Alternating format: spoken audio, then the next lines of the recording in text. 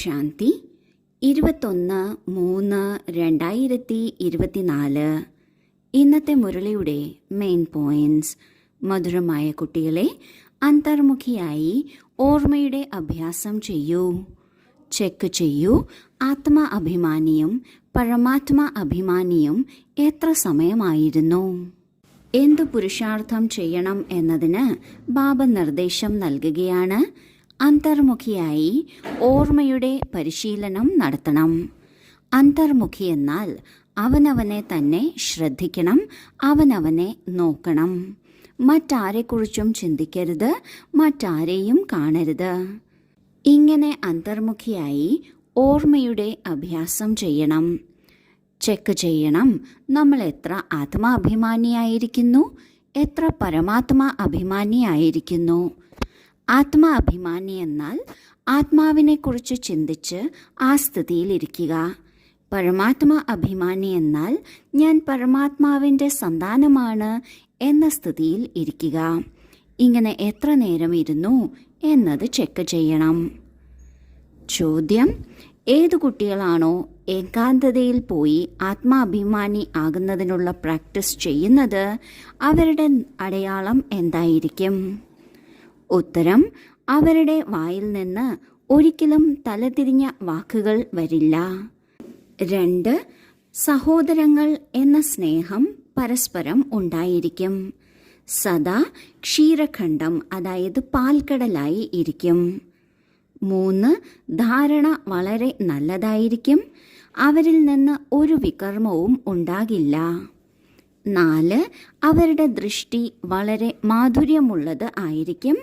ഒരിക്കലും ദേഹാഭിമാനം ഉണ്ടാകില്ല. 5. ഒരിക്കലും ദുഃഖം കൊടുക്കില്ല. ആരാണോ ആത്മാവാണ് എന്ന പ്രാക്ടീസ് ചെയ്യുന്നത്, അവരുടെ അടയാളങ്ങളെക്കുറിച്ചാണ് ഇന്ന് ബാബ പറയുന്നത്. ഒരിക്കലും അവരുടെ വായിൽ നിന്ന് തലതിരിഞ്ഞ വർത്തമാനം വരില്ല. തലതിരിഞ്ഞ വർത്തമാനം എന്നാൽ അവരുടെ സംസാരത്തിൽ ബഹുമാനവും സ്നേഹവും നിറഞ്ഞിരിക്കും. ആരെയും അപമാനിക്കുന്ന തരത്തിൽ അല്ലെങ്കിൽ ദുഃഖം നൽകുന്ന തരത്തിൽ ഒരിക്കലും സംസാരിക്കില്ല. 2. പരസ്പരം സഹോദരങ്ങളാണ് എന്ന സ്നേഹമുണ്ടായിരിക്കും. സഹോദരങ്ങളാകുമ്പോൾ അഭിപ്രായ വ്യത്യാസം വളരെ കുറവായിരിക്കും. അതിനാൽ പാൽക്കടൽ പോലെ അവർ എല്ലാവരുടെ ഒപ്പവും നിൽക്കും. 3. അവരുടെ ദിവ്യ ഗുണങ്ങളുടെ ധാരണ, ജ്ഞാനം ജീവിതത്തിൽ കൊണ്ടുവരുന്നത് വളരെ നന്നായിരിക്കും. അവരിൽ നിന്ന് ഒരു വികർമ്മവും ഉണ്ടാകില്ല. 4. അവരുടെ ദൃഷ്ടി വളരെ മാധുര്യമുള്ളത് ആയിരിക്കും.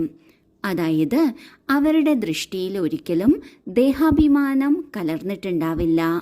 അവരൊരിക്കലും ശരീരത്തെ നോക്കില്ല, അല്ലെങ്കിൽ ശരീരബോധത്തിന് അധിഷ്ഠിതമായ ഒരു കാഴ്ചപ്പാടും അവർക്കുണ്ടാകില്ല. 5. അവരൊരിക്കലും ആർക്കും ദുഃഖം കൊടുക്കില്ല. മറ്റുള്ളവർക്ക് ദുഃഖം കൊടുക്കരുത് എന്ന് പറയുമ്പോൾ അതൊരിക്കലും സംസാരത്തിലൂടെ മാത്രം എന്ന രീതിയിലല്ല. അത് അവരുടെ പെരുമാറ്റത്തിലൂടെയും അവരുടെ ചിന്താഗതിയിലൂടെയും അവരൊരിക്കലും ആർക്കും ദുഃഖം കൊടുക്കില്ല.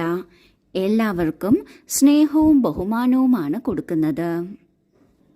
ഈ ലക്ഷണങ്ങളെല്ലാം കൊണ്ടുവരുന്നതിന് ബാബ പറയുന്നു, നമ്മൾ ഏകാന്തതയിലിരുന്ന് ആത്മാഭിമാനി ആകുന്നതിനുള്ള പ്രാക്ടീസ് ചെയ്യണം.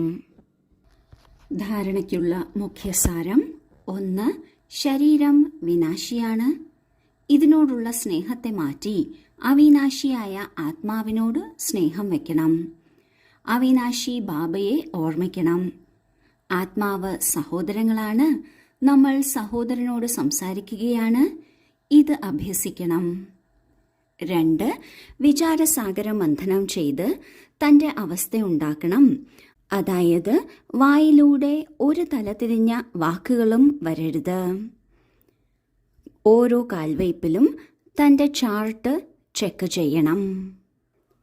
ആദ്യത്തെ പോയിന്റിൽ ബാബ പറയുന്നു, നമ്മൾ ആത്മാവാണ്.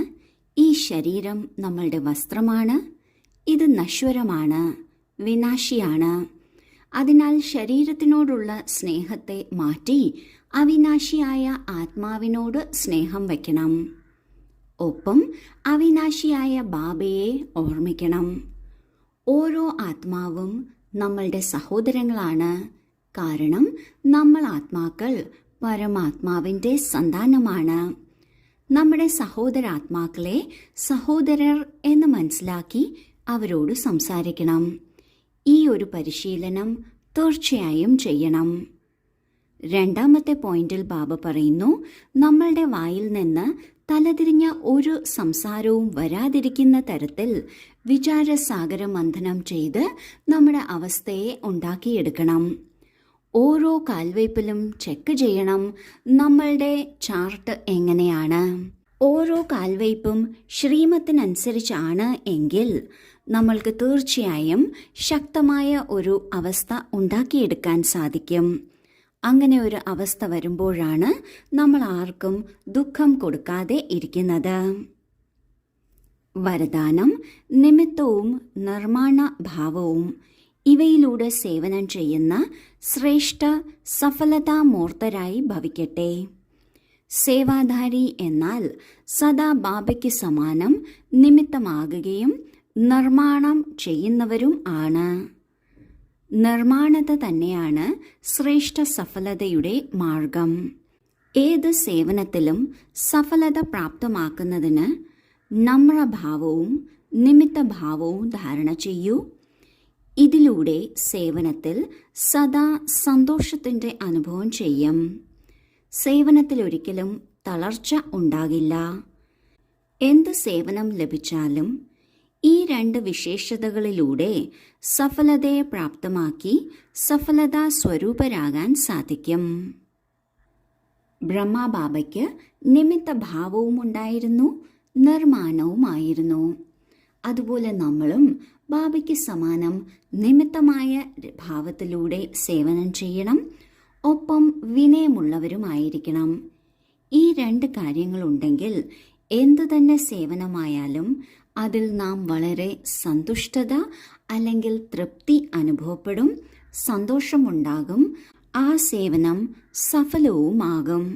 അതിനാൽ ഈ രണ്ട് വിശേഷതകളെയും, നിമിത്തവും നിർമ്മാണഭാവവും, ഇവ രണ്ടിനെയും ജീവിതത്തിൽ കൊണ്ടുവരണം. സ്ലോഗൻ: സെക്കൻഡിൽ വിദേഹിയാകുന്നതിനുള്ള പരിശീലനം ചെയ്യൂ, എങ്കിൽ സൂര്യവംശിയിൽ വരും. ആരാണോ വിജയിക്കുന്നത് അവരാണ് സൂര്യവംശി കുടുംബത്തിൽ വരുന്നത്. ജയിക്കുക എന്നാൽ ശരീരം വിടുന്ന സമയത്ത് നാം ആത്മാഭിമാനിയായി ശരീരം വിടണം. ഇതിനായി സെക്കൻഡിൽ ശരീരത്തിൽ നിന്ന് വിട്ടുമാറുന്ന അല്ലെങ്കിൽ വിദേഹി ആകുന്നതിൻ്റെ അഭ്യാസം ചെയ്യണം. ആര് ഈ അഭ്യാസം നന്നായി ചെയ്യുന്നുവോ അവർ സൂര്യവംശിയിൽ വരും. ഓം ശാന്തി.